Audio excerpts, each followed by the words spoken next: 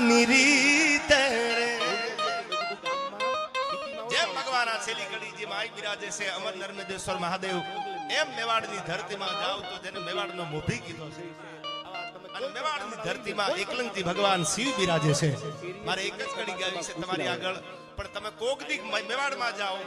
તમે ક્યારેય પણ જાઓ રાજસ્થાનમાં તો એકલંગજીના દર્શન કરવા જાઓ એની સામે જે પોઠીઓ બેઠો છે અને ઈ હજારો નહીં પણ થોડા વર્ષો પહેલા બહુ જાજા વર્ષ પહેલાની વાત નથી યવનોના દળકટક આપણા હિન્દુના મંદિરને તોડવા માટે જ્યારે નીકળતા અને તેથી મીટ માંડેલી એકલંગજી મહારાજના મંદિર માથે અને આખું દળકટક એકલંગજી મહારાજના મંદિરને ફેરો લઈ અને ઊભું રહી ગયેલું અને જે ભગવાન શિવની સામે એકલંગજી મહાદેવની સામે જે પોઠીઓ બિરાજે છે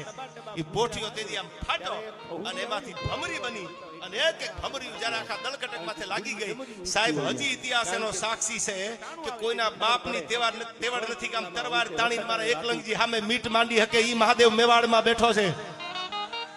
અને તેદી ભગવાન શિવની સામે માથું ટેકવી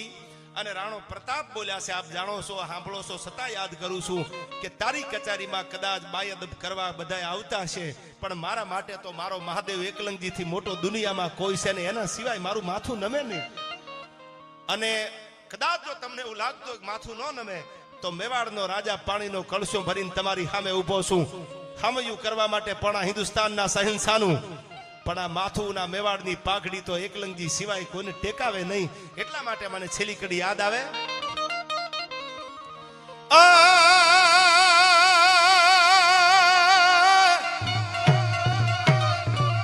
એને નથી કરવી કોઈની હાજી રે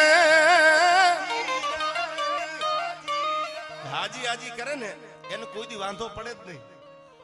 એ આજીવન જીવે ત્યાં સુધી કે ગુનો દાખલ ન થાય એને કોઈ તુકારો ન આપે એને કાંઈ ન થાય ઝવેરચંદ મેઘાણીએ કીધું છે ધરા પર મારે કોઈ દુશ્મન નથી એવો તો કાયરો અહંકાર કરતા મરદ માણસને તો ક્યાંક ઝીણો મોટો વાંધો હાલતો જો યાર એને નથી કરવી કોઈની હાજી રે એને કરવો જે એકલંગજી રાજી અને અકબર તું સલામની આશા રાખતો હોય ને રાખજે બીજે રે એ હવે રાણો મારો